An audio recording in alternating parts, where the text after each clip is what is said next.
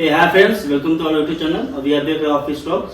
मेरे साथ as usual हमारे फ्रेंड है सुप्रीत। हेलो दोस्तों। तो सुप्रीत, हमें दर्शकों को ये बताना चाहेंगे कि जो फिफ्थ मैच इंडिया का स्टार्ट होने वाला है ओवल में, तो यहाँ पे क्या है ना, प्रैक्टिस सेशन के दौरान इंडिया अपना प्रैक्टिस करने आई। तो वहाँ पे क्या हुआ ना, 30 यार्ड सर्कल होता है, तो 30 यार्ड सर्कल में यहाँ पे इंडिया टीम थ्रो डाउन ले रही थी। ओके, तो वहाँ पे क्या हुआ ना, उनका जो ओवल के जो हेड क्यूरेटर है, पिच क्यूरेटर है, वो 3 मिलाए हुए आए और वो बोले कि आप यहाँ पे प्रैक्टिस नहीं कर सकते। तो फिर क्या हुआ, गौतम गंभीर ने बात सुना। फिर गौतम गंभीर आए, उन्होंने रिप्लाई किया कि तुम ये कैसे बोल सकते हो कि हम यहाँ पे प्रैक्टिस नहीं कर सकते हैं। ओके, तो फिर वो पिच क्यूरेटर जो है, थोड़ा गौतम गंभीर से भाषाभाषी हुआ, बातचीत हुआ। फिर पिच क्यूरेटर ने बोला मैं जा रहा हूँ, रिपोर्ट करूंगा। तो उन्होंने क्या बोला, ठीक है, तुमको जहां रिपोर्ट करना है, जिसके पास रिपोर्ट करना है, तुम जाके वहां रिपोर्ट कर सकते हो। तो ये जो वाक्य हुआ, इस बात को आप किस नजरिए से देखते हैं? नहीं देखिए कुंदन, सबसे पहले तो मैं आपसे रिक्वेस्ट करूंगा, मैं दर्शकों को बताइए कि जो जहां पे टीम इंडिया को मेरे हिसाब से जो प्रैक्टिस करनी थी, क्या वो मतलब टेस्ट मैच को ध्यान में रखते हुए वो रिस्ट्रिक्टेड एरिया था कि वहां दोस्तों, एज पर आईसीसी रूल, जो आईसीसी का रूल है, उसके हिसाब से दर्शकों को बताना चाहेंगे कि अगर आप स्नीकर्स नहीं पहने हैं, स्नीकर्स नहीं पहन के आप पिच पे भी जा सकते हैं, वो अलाउ है। और आज अगर देखेंगे तो इंग्लिश प्लेयर उसी ग्राउंड में, उसी एरिया में वहां पे अपना शैडो प्रैक्टिस कर रही थी। फिर पिच पे जाके वो अपना शैडो प्रैक्टिस, फिर जो 30 यार्ड अंदर वहां पे थ्रो डाउन ले रहे थे, उनको तो किसी ने नहीं बोला। और एक और पिक्चर वहां पे वायरल हो रहा है बेन न्यूज़ का, सेम पिच क्यूरेटर, ये आपका कोच है उनका, जो हेड कोच है ब्रैंडन मैकुलम, उनके साथ पिच पे खड़ा होकर दोनों बात कर रहे हैं। ये तो मेरे हिसाब से देखिए दोस्तों, मुझे तो जहां तक यही समझ में आ रही है, या आप लोग को भी अब तक समझ में आ गई होगी कुंदन की बातें। जैसे कुंदन ने बताया कि टीम इंडिया वहां पर आज पहुंची और प्रैक्टिस करने के लिए पहुंची है ना कुंदन, कल वहां पहुंची थी और आज प्रैक्टिस करने के लिए वहां पहुंची। तो वो कुछ एक रिस्ट्रिक्टेड एरिया था जहाँ पे कुछ रूल्स रेगुलेशन है कि आप XYZ तरीके से नहीं जा सकते वहां, नहीं जा सकते। तो वहां पे देखिए ऑलरेडी इंग्लिश प्लेयर भी जाकर वहां पे अगर शैडो प्रैक्टिस कर सकते हैं, तो टीम इंडिया के लोग भी कर सकते हैं। इसमें कोई ऐसा रूल नहीं होना चाहिए किसी के लिए X और किसी के लिए Y। क्रिकेट का रूल है, सबके लिए समान। दूसरी बात यह है कि कोई भी अगर कोच है या कैप्टन है, वो पिच क्यूरेटर से क्यों बात कर रहा है, ये तो मुझे नहीं समझ में आ रहा है।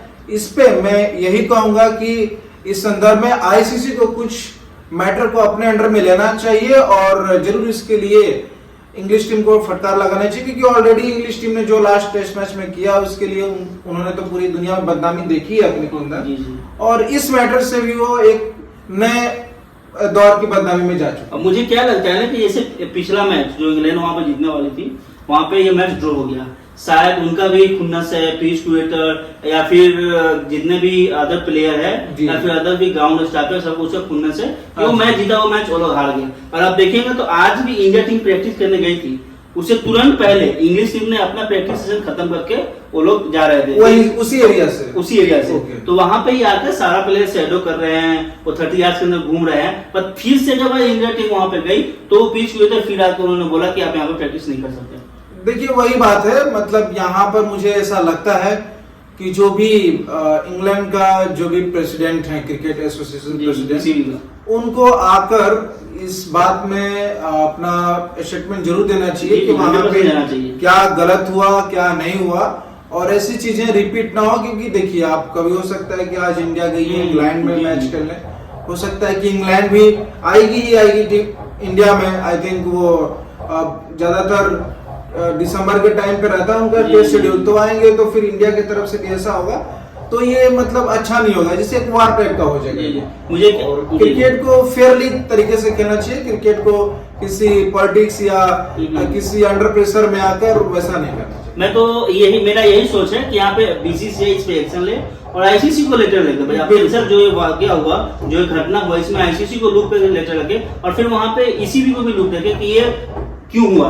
ये नहीं कि एक बार से हुआ, ये 2 दिन कंटिन्यूसली हुआ, तो इसमें ये एक्शन लेना चाहिए बीसीसीआई की तरफ से। बिल्कुल लेना चाहिए। ये तो बात हो गई कि जिसे हमारे बिहार में लोग कहते हैं कि ये लड़का लोग यहाँ नहीं खेलो रहे, तो वही वाला हाल हो गया कि आया पिच क्यूरेटर टीम इंडिया को बोल दिया कि यहाँ से भागो और तुम यहाँ से प्रैक्टिस नहीं कर सकते, तो ये गलत बात। अगर आप देखें तो वहाँ पे बेन स्टोक्स, ये अपने गौतम गंभीर का एक मीम्स वायरल होता है, जब कुछ भी होता है तो उसमें आ जाता है we don't, know we don't. तो मुझे लग रहा है कि गौतम गंभीर, मुझे लग रहा है कहीं कल वही सही ना बोल दे, तो उन्होंने अपने को सही में लिखा, उस तरह से उनको जाने नहीं दिया। ओके, और एक और चीज दर्शकों, जो सेकेंड पॉइंट आप लोगों को बताना चाहूंगा, आज जो है यहाँ पे इंग्लैंड टीम ने अपना प्लेइंग 11 अनाउंस कर दिया है। तो दर्शकों को सुप्रीत हम यहाँ पे प्लेइंग 11 बताना चाहेंगे। प्लेइंग 11 देखेंगे तो यहाँ पे Jack Crawley, Ben Duckett, Ollie Pope. दोस्तों अगर आप देखेंगे बेन स्टोक्स यहाँ पे मैच में उपलब्ध नहीं है, उनका जो इंजरी हुआ है इसके कारण वो रूल्ड आउट हो चुकी है। उसके जगह वो जो कैप्टन है, जो वाइस कैप्टन थे इंग्लैंड टीम के, ओली पोप, वो भी कैप्टन है। उसके जगह पे जो रूट, नेक्स्ट जो batsman Joe Root, Harry Brook, Jacob Bethell, Jamie Smith, Chris Woakes, Atkinson, Jamie Overton और जॉस टर्न। अब पिछला मैच देखेंगे तो पिछला मैच से 3 चेंजेस इसमें हुए हैं। वहां पे देखेंगे तो जो आपका बेन स्टोक्स की जगह पे यहाँ पे आए हैं जैकब बैथल। फिर देखेंगे तो वहां पे थे जोफ्रा आर्चर के जगह पे आया है एटकिंसन, जो कि बहुत अच्छे गेंदबाज है, उसको बताना चाहूंगा। उनका स्टेट भी बाद में आप लोगों को बताऊंगा। और ये जो आपका लास्ट चेंज है, थर्ड चेंजेस, वो जो आपका थे उसमें डोसन के जगह पे आए हैं आपका यहाँ पे, अगर आप देखेंगे तो जेमी ओवर्टन। तो मेरे हिसाब से कुंदन ये काफी संतुलित टीम ही लग रही है, जैसा कि हमने पिच के बारे में थोड़ा बहुत डिस्कशन किया था, मैं दर्शकों को बताया था, तो टीम संतुलित ही लग रही है। इनके नंबर 7 तक तो अच्छे बैट्समैन जा रहे हैं। नंबर 7 में आप देखेंगे तो जेमी ओवर्टन और सारे बल्लेबाज हैं, तो टीम संतुलित ही लग रही है। अच्छा है, मतलब मैं वही दर्शकों को बताना चाहूंगा, देखिए कि टीम कैसी भी हो, XYZ हो, आप एक क्रिकेट खेलिए, आप एक टेस्ट खेलिए, क्रिकेट में कहीं से भी ऐसा फील नहीं लाइए कि हम बस किसी भी तरीके से या चीटिंग करके हमें जीतना है या फिर ऐसा कुछ, बिल्कुल नहीं जी। ये जो आप क्रिकेट को क्रिकेट की तरह खेलिए। ये जो प्लेइंग 11 है, इसमें शरीफ सबसे बड़ी बात ये है कि यहाँ पे इंग्लैंड किसी भी एक स्पिनर के साथ नहीं जा रही है। कोई भी टीम में आउट एंड आउट स्पिनर नहीं। आप देखेंगे तो स्पिन का जो ऑप्शन है उसमें आपका जो रूट है और उसके अलावा एक आपका स्पिन का ऑप्शन है और जैकब बैथल, वो पार्ट टाइम स्पिनर के तौर पर ही जा रहे हैं। देखेंगे तो आउट एंड सिर्फ फास्ट बॉलर के साथ जा रहे हैं। इट मींस इंग्लैंड ये प्लान कर रहे हैं कि एज वो जो टिपिकल इंग्लैंड पिच होती है, पिच पे घास होती है, मुझे लगता है ये पेस बॉलिंग। देखिए हम लोग कल बताए थे इस बात को दर्शकों की इंग्लैंड इस टेस्ट मैच को जीतने के लिए वो फास्ट बॉलिंग ऑप्शन के पास ही ज्यादा जाना चाहेगा।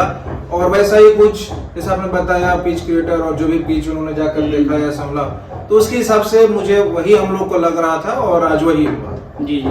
तो दोस्तों को हम एक थोड़ा स्टेट बताना चाहेंगे। वहाँ पे देखेंगे जैकब बैथल एक दर्शकों बताइए किसका रिप्लेसमेंट है? जैकब बैथल आपका जो रिप्लेसमेंट है आपका बेन स्टोक्स का रिप्लेसमेंट है जैकब बैथल। वहाँ पे देखेंगे तो जैकब बैथल ने 3 मैच खेले हैं, 260 रन बनाए हैं, उनका हाईएस्ट स्कोर है 96 का। और वो आप जैसे हमने बताया कि जैकब बैथल एक स्पिन ऑप्शन भी है, तो उन्होंने 3 मैच में 3 विकेट लिया है, 3 टेस्ट में 3 विकेट चुका है।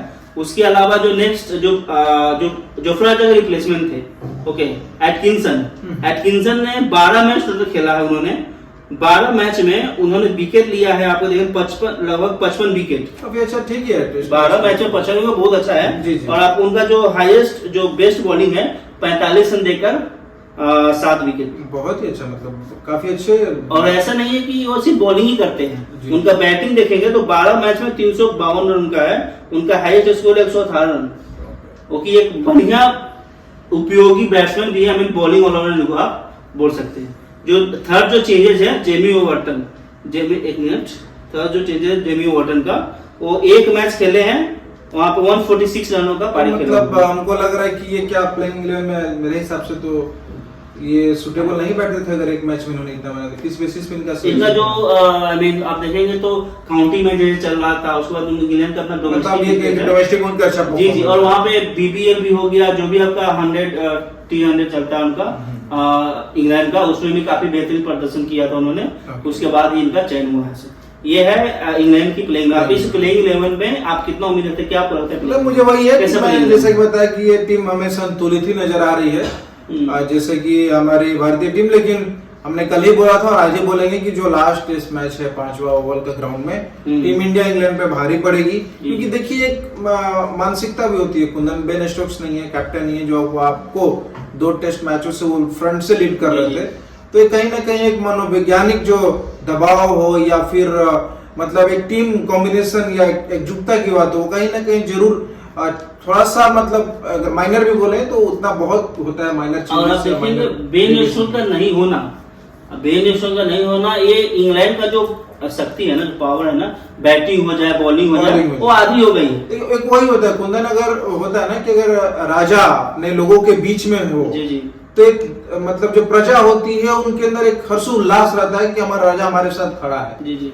लेकिन अगर यहाँ पे तो राजा ही नहीं है, अपने मंत्री को एक राजा बनाकर भेजा है, तो थोड़ा सा चिंताएं रहती है और मैनेज इमीडिएट करना, और वो भी टीम इंडिया के पास, क्योंकि जानते हैं कि वर्ल्ड लेवल पे कितना हाई स्तर का जो क्रिकेट अभी खेल रही है इंडिया, तो उसके सामने ये चेंजेस होकर जाना थोड़ा सा मनोवैज्ञानिक दबाव इंग्लैंड के ऊपर रहेगा और इसका फायदा जो है टीम इंडिया को। और यहाँ पे जोफ्रा आर्चर भी नहीं है। जोफ्रा आर्चर के बारे में जिस तरह से गेंदबाजी करते हैं, आप स्टार्टिंग में न्यू बॉल से, ये जो पिच है यहाँ पे देखिएगा, तो पिच में आपको फर्स्ट 1 आवर और 2 आवर यहाँ पे बहुत ज्यादा स्विंग होती है बॉल, फास्ट बॉलर को बहुत ज्यादा मदद करती है। उसके बाद धीरे धीरे पिच में क्रैक आने लगते हैं और फिर ये आई मीन बैटिंग फ्रेंडली, या फिर आप बोल सकते हैं आप यहाँ पे स्पिन बॉलिंग फ्रेंडली रहती है। तो ये जो आप जोफ्रा आर्चर का न होना, हम तो बहुत अच्छा है, हम तो चाहते जोफ्रा आर्चर क्या पूरी इंग्लैंड की टीम ही ना हो, हमें तो टेस्ट मैच जीतना है जी। तो बहुत ही अच्छा है टीम इंडिया के लिए, और हम लोग खेलेंगे और जीतेंगे ओवल का ग्राउंड। और क्या दोस्तों, आप लोगों को बताना चाहेंगे कि ये जोफ्रा आर्चर और बेन स्टोक्स का टीम का नहीं होना एक क्रूशियल मैच में, एक सीरीज डिसाइसिव मैच में इंडिया को इस वजह थोड़ा अपर हैंड देती है। लगता है कि इंग्लैंड हार मान गई है मेरे हिसाब से। नहीं, वो फोर्सफुली चेंजेस था, उनको चोट लग गया था इसीलिए जो भी हो, लेकिन मुझे ऐसा लग रहा है कि इंग्लैंड हार मान गई है। दोस्तों, जैसा कि नेक्स्ट मैच होने जा रहा है ओवल में, ओवर का जो पिच रिपोर्ट है आपको मैं बताना चाहूंगा। ओवर का जो पिच रिपोर्ट है, ये आपका जो है ना, ये जो टिपिकल अदर पिच होती है ना इंग्लैंड का, उसमें देखिए तो क्रैक्स नहीं आती है।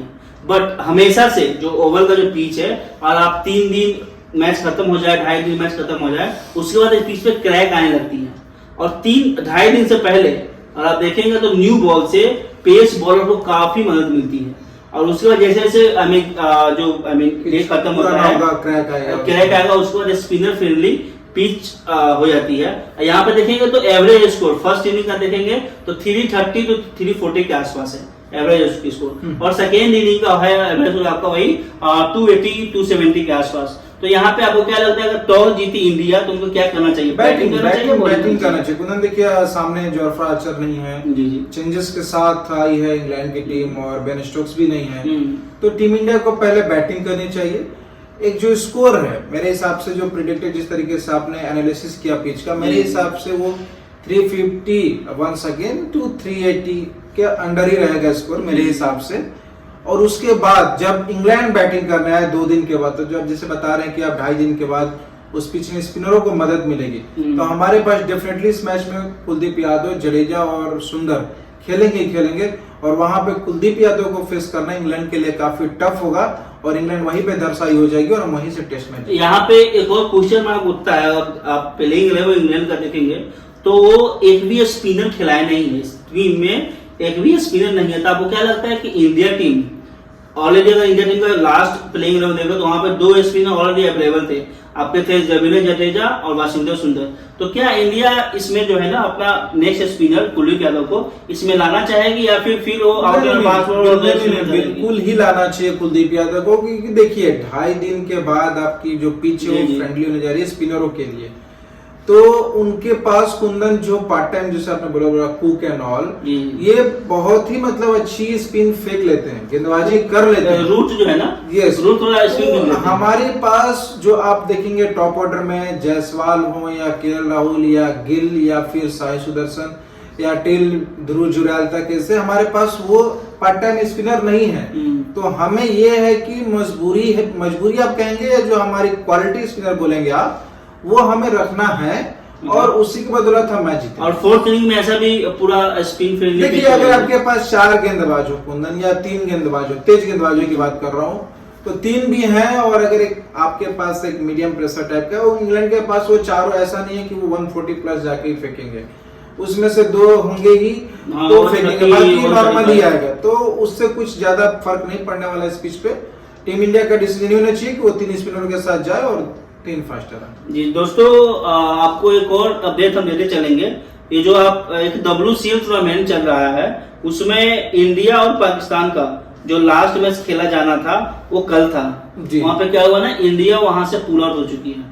इंडिया टीम ने वहां से विड्रॉल कर दिया है, वो उस मैच में खेल नहीं रहे। इंडिया टीम ने बोला कि हमें मैच नहीं खेलेंगे पाकिस्तान के साथ। तो वहां पे देखेंगे तो पाकिस्तान टीम ऑटोमेटिकली जो है वहां पे सेमीफाइनल फाइनल के लिए क्वालिफाई कर दी है। कल अगर आप देखें तो कल जो इंडिया का मैच था, वो इंडिया का मैच खेला गया था वेस्ट इंडीज चैंपियन और इंडिया चैंपियन। ओके, उसमें देखेंगे तो इंडिया को क्या वहां पे वेस्ट इंडीज चैंपियन है, बल्लेबाजी करते हुए, पहले बल्लेबाजी करते हुए 20 ओवर में 144 रन बनाया था। ओके, उसमें अगर आप देखेंगे तो पोलार्ड ने 74 रन का बहुत ही बेहतरीन इनिंग खेला था। एक समय लग रहा था कि यहाँ पे जो वेस्ट इंडीज चैंपियन है वो आप देखेंगे तो 100 रन ही नहीं बना पाएगी, और जो लास्ट में आके पोलार्ड ने बेहतरीन बल्लेबाजी कर दी, उसके बदौलत वहां पे वेस्ट इंडीज चैंपियन है, वहां पे 144 रन बना पाई। इंडिया की तरफ से गेंदबाजी में देखेंगे तो वरुण चावला और बिनी, वरुण 2 विकेट, चावला 3 विकेट और बिन्नी 2 विकेट। अगर यहाँ पे क्या था, यहाँ पे एक ट्विस्ट था कि ये था कि अगर इंडिया 144 रन जो है 14.1 और 2 ओवर में अगर चेस कर लेती है तो इंडिया सेमीफाइनल के लिए क्वालिफाई कर जाएगी। यहाँ पे आप देखेंगे तो इंडिया ने 13.2 ओवर में चेस कर ये टारगेट को अचीव करके वो क्वालिफाई किए थे सेमीफाइनल में। अगर आप देखें तो वहां पे सेकंड ओवर में 25 रन बनाया था। एक बार फिर स्टुअर्ट बिन्नी ने 21 बॉल में 50 रन बनाया, और युवराज सिंह 11 बॉल में 22 रन, फिर उसके बाद यूसुफ पठान 7 बॉल में 21 रन। तो ये सारी बेहतरीन बल्लेबाजी के कारण वहां पे जी इंडिया मैच 13.2 ओवर में जीती। वहां पे लास्ट ओवर पे देखेंगे 13.2 ओवर के लास्ट ओवर पे पठान ने छक्का मार के मैच को फिनिश किया। तो यहाँ पे क्वेश्चन ये होता है कि अगर इंडिया टीम इन WCL जो मैच चल रहा है उसमें इंडियन चैंपियन वहां पे सेमीफाइनल में, यहाँ के लीग मैच में नहीं बोल रहा हूँ, सेमीफाइनल में क्वालिफाई होने के बाद पाकिस्तान से मैच खेलने से पुल आउट कर दी, तो क्या इस मैच जो एशिया कप आने वाला है उस पे इंडिया उससे पुल आउट, वहां एशिया कप से विड्रॉ क्यों नहीं? बिल्कुल, देखिए कुंदन, ये बहुत ही मतलब सराहनीय कार्य आप बोलेंगे। जो टीम इंडिया ने सेमीफाइनल पहुंचने के बावजूद सेमीफाइनल खेलने से मना कर दिया पाकिस्तान से, ये तो मैं समझता हूं कि ये एक हम अपने जो हमारे जो सैनिक या फिर जो हमारे आम नागरिक जो पहलगाम आतंकी हमले के दौरान उनकी हत्या कर दी गई थी और वो शहीद हुए थे, उनके प्रति उन्होंने एक श्रद्धांजलि देने का काम किया है। जो हमारी लीजेंड जो टीम है वो नहीं खेलकर, सबसे पहली बात। दूसरी बात ये है कि इस मैच से जो भी एशिया कप के जो भी ऑर्गेनाइजर या जो भी जिन्होंने मीटिंग जाकर की और यूएई में जो मैच खेलने का डिसीजन लिया, इन लोगों से कुछ सीखना चाहिए कि अभी भी समय है। आपके पास अप्रोक्स 1 मंथ का समय है पूरे अगस्त टाइम का, आप डिसीजन लीजिए और वहां से 40-45 दिन का टाइम, यस, बिना कोई लीग फिग मैच खेले नौबत ही ना आए कि फाइनल सेमीफाइनल खेलना है और आप पाकिस्तान को आउट करिए या खुद या पुल आउट हो जाइए। ये हमारे देश के लिए एक बहुत ही मतलब इसको शब्दों में बयान नहीं कर सकते, ये कदम होगा। Hats off to the Indian champions, जिन्होंने एक कड़ी डिसीजन ली, बहुत जी। और आप देखेंगे तो ये एशिया कप इसका जो होस्ट है इंडिया है। ओके, तो अगर इंडिया अगर विड्रॉल भी कर जाती है ना तो ACC क्या करेगी, ऐसा कर सकती है किसी और को होस्ट में देके वहां पे आप एशिया कप करवा सकते हैं। बट इंडिया को मेरे हिसाब से जो एशिया कप आ रहा है उसमें पाकिस्तान के साथ क्या और पाकिस्तान के साथ खेलना है, ऐसा भी सिचुएशन आ सकता है कि इंडिया पाकिस्तान का फाइनल हो जाए तो नहीं खेलेंगे जी, नहीं खेलना चाहिए ना। तो इससे अच्छा है एशिया कप से पूरा कर जाइए। हम यही समझेंगे कि हमने फ्री में आटा दे दिया और क्या। जी आपने सही बोला।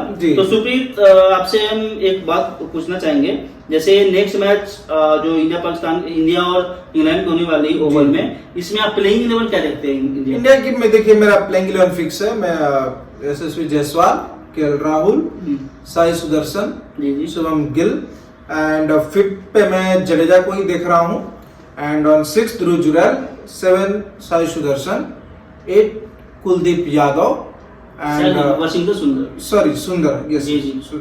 और उसके बाद 8 तक मैंने बताया, राइट। 9, 10, 11 हमारे 3 गेंदबाज जो कि बुमराह में भी कल खेलेंगे, वो नहीं खेल पाएंगे, खेलेंगे वो देखिएगा। जैसे वहाँ पे प्रेस कॉन्फ्रेंस हुआ है शुभमन गिल का, हाँ, तो अगर आप देखेंगे तो देखिए शुभमन गिल के मुझे प्रेस कॉन्फ्रेंस में कोई मुझे बिलीव नहीं आ रहा, क्योंकि उन्होंने लास्ट मैच में बोला था कि हम करुण नायर को बेनिफिट्स ऑफ डाउट दे सकते हैं, और वो टीम से बाहर हो गए थे। दोस्तों को बुमराह खेलेंगे, अपने फ्रेंड्स को हम एक अपडेट देना चाहेंगे, जैसे आप बोल रहे हैं ना कि बुमराह खेलेंगे, तो आज जो प्रैक्टिस हुई थी उसमें बुमराह गेंदबाजी करने नहीं आए थे। प्रैक्टिस से आप देखिए अगर इंडिया नहीं खिलाती है बुमराह को, मेरे हिसाब से कुंदन, तो ये एक अच्छा कदम नहीं होगा, क्योंकि देखिए आप एक ऐसे जगह पर आकर खड़े हैं सीरीज में जहां पे आपको सीरीज लेवल अप करना है, और अगर जब वहां पर जाकर आप सीरीज लेवल अप करके आते हैं with the young team, with the new captain, with the new condition, तो आप उस सीरीज को एक जीता हुआ फील करेंगे। और जो हमारे यंगस्टर है, खासकर जो साई सुदर्शन है, जो भी वहां पे यंग प्लेयर जो गए हैं, उनमें एक काफी हाई कॉन्फिडेंस बिल्डअप होगा। इवन कैप्टन शुभमन गिल के अंदर भी, अगर पहला मैच खेल रहे हो as a captain test match series और आप हार जाते हैं, तो वहां पे कॉन्फिडेंस आपका थोड़ा सा मतलब थोड़ा क्या लूज होता है। तो आप जीतने के लिए जाए, जीतने की जज्बा। देखिए कुंदन, अगर आप ये सोचेंगे वर्कलोड मैनेजमेंट हर एक जगह नहीं चल सकता, अगर आपको जीतना है तो जज्बा, जैसे हमारे पंत टूटे हुए पैर के साथ, अनिल कुंबले टूटे हुए जबड़े के साथ खेल सकते हैं, तो बुमराह हमारे कोई चोटिल नहीं है, और खुदा भी उनको ऐसा ना करे कि वो मैदान में आकर चोटिल हो, वो आए और अपना 200% दे और इंडिया यहाँ से मैच जीते और सीरीज को लेवल अप करे। मेरा तो मानना यही। मैं अपने तरफ से प्लेइंग में बताना चाहूंगा, मैं 2 प्लेइंग में मैं बताऊंगा, ओके, एक क्या होना चाहिए और एक टीम मैनेजमेंट क्या सोच रही है। जैसा कि आपने बताया कि प्लेइंग 11 आपका है केएल राहुल, जी जी, आपके हिसाब से यशस्वी जायसवाल, साई सुदर्शन, शुभमन गिल, रविंद्र जडेजा, ध्रुव जुरेल, वशिंगटन सुंदर, 7 तो फिक्स है। 7 फिक्स। उसके बाद आपको कुलदीप यादव होना चाहिए जी।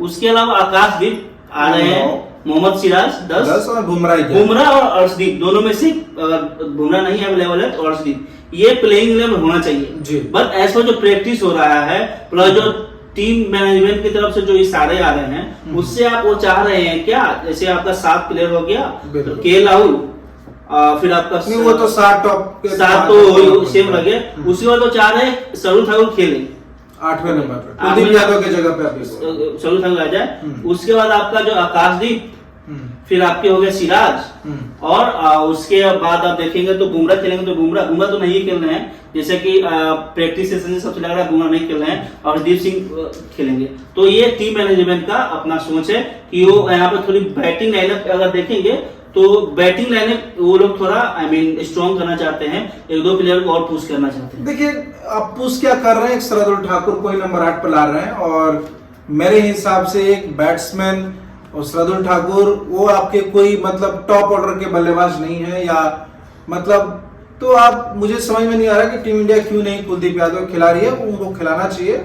और 9, 10, 11 जैसा आपने बताया, अगर बुमराह नहीं खेलेंगे तो अर्शदीप सिंह भी खेलते हैं, और मैं तो अभी तक आश्चर्य हूं कि अर्शदीप सिंह इस 5 सीरीज मैच में वो क्यों नहीं आए, जो कि आपके T20 और आई थिंक अब ODI में वो इवन आप सबसे टॉप सिलेक्शन माने जाएंगे।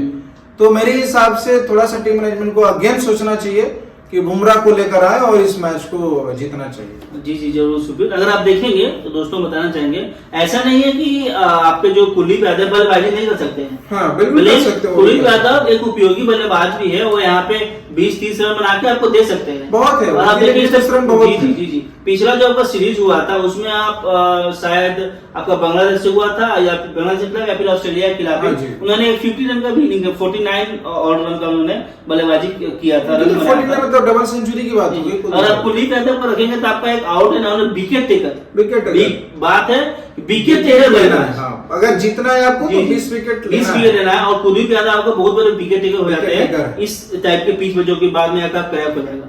बिल्कुल, तो इसीलिए मैं कह रहा हूँ कुंदन कि नंबर 8 पे कुलदीप यादव को होना चाहिए, 9 आकाशदीप, 10 सिराज, और 11 जैसा बोल रहे हैं, जैसा कि मैंने तो आज नहीं देखा, लेकिन जो प्रैक्टिस के हिसाब से जी, तो जी। अर्शदीप सिंह या बुमराह को खेलना ही चाहिए। जो में से तो दोस्तों आज का टॉक हम यहीं पे खत्म करते हैं। हाँ। आप लोगों को रिक्वेस्ट है, प्लीज कमेंट बॉक्स में आप अपना आपका क्या है प्लेइंग 11, आप कुलदीप यादव खिलाना चाहते हैं या फिर आप सरू ठाकुर के साथ जाना चाहते जाना हैं, चाहते प्लीज आप कमेंट में आप कमेंट कीजिए। कमेंट आपका हमारे लिए बहुत मायने रखता है और आप हो सके जितना हो सके उतना इस वीडियो को आप शेयर कीजिए, लाइक कीजिए, कमेंट करिए। थैंक यू सो मच दोस्तों। थैंक यू दोस्तों, जय हिंद। बाय।